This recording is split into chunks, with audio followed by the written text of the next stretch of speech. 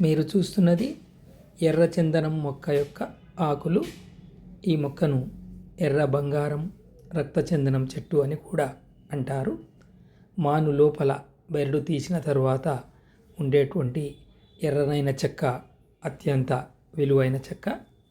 ఈ చెక్కతో Japan, China దేశాలలో బొమ్మలు, సంగీత పరికరాలు మరియు మందులలో వాడతారని చెబుతున్నారు.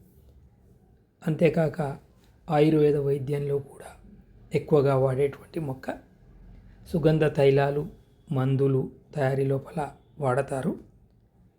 భారతదేశంలో శేషాచలం అడవులలో పెరిగేటువంటి మొక్క ఇచ్చేటువంటి కలప అత్యంత నాణ్యమైనదిగా భావిస్తూ ఎక్కువగా ఎగుమతి చేస్తూ ఉంటారు.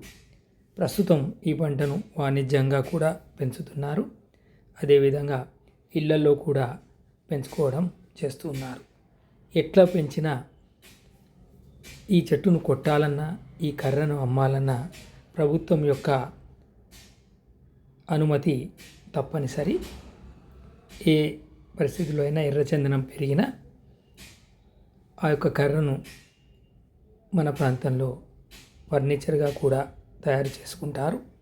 శుభకార్యాలలో ఉండేటువంటి రథం పీటలు తదితరాలను కూడా తయారు చేసుకోవడం జరుగుతుంది.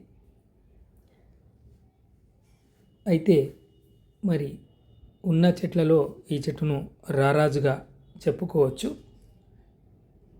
వాణిజ్యరీత్యా చాలా విలువైనది కాబట్టి పెంచుకోవడం చేస్తూ ఉన్నారు.